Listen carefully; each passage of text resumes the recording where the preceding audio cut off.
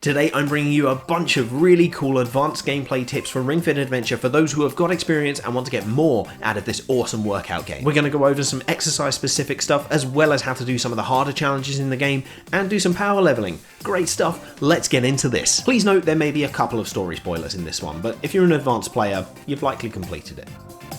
If you're done with the in-game running and want to make things a little harder whilst also ramping up your XP, let's check out this classic speedrunning technique. During running sections, do high knees whilst also continually performing ring presses. High knees give more experience than standard running, and you get experience for ring presses as well, so you rack up way more experience at the end of a standard level. The best part of this, of course, is that it makes it much more energy intensive, so you're going to make previously easy levels a lot harder for yourself.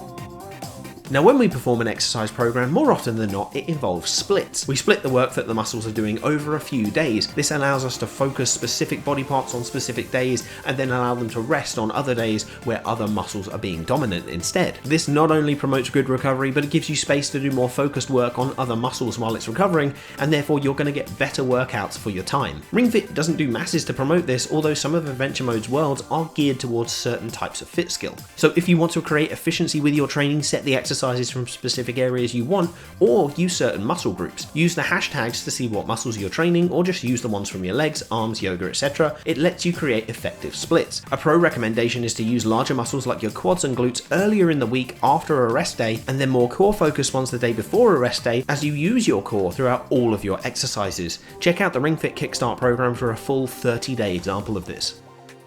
Ring Fit has a type of side quest where you have to complete a level with as little steps as possible, and there is a particular way to get through this. Start by running as fast as you can until you've hit your top speed. This can be assisted with run faster or easier running outfit bonuses and smoothies. Once you're at your top speed, jump and hover. The distance travelled here does not count towards your steps. Also, try running at steps and then performing repeated jumps. The faster speed and momentum helps the jumps carry you over the stairs to make levels faster and minimise steps for your quests.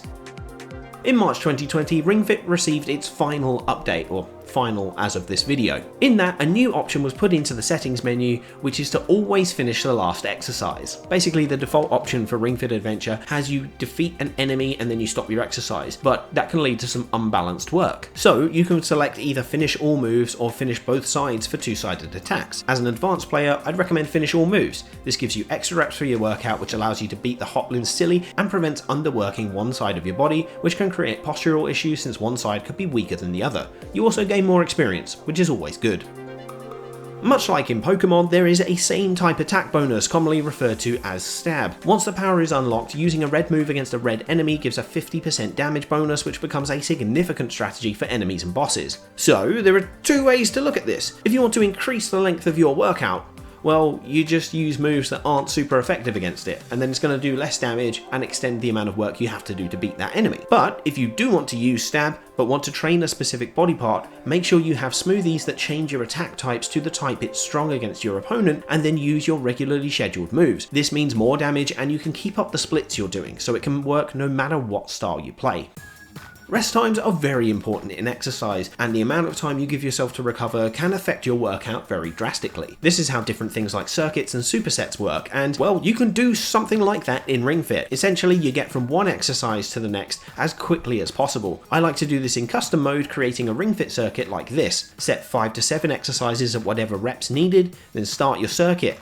Do the exercise, then get to the next as quick as possible, no rest time, rinse and repeat until the end of the playlist. Then take 1 to 2 minutes rest, including menuing to skip the cooldown, restart the playlist, and skip the warm-up. Then you repeat the playlist in that same fashion until you've got to a number of circuits you want, like 3, 4, or 5. This is great for 3 reasons. It's good for maintaining a good heart rate, increases your aerobic capacity, and it just cuts down the time that you are actually doing workouts, which is really cool.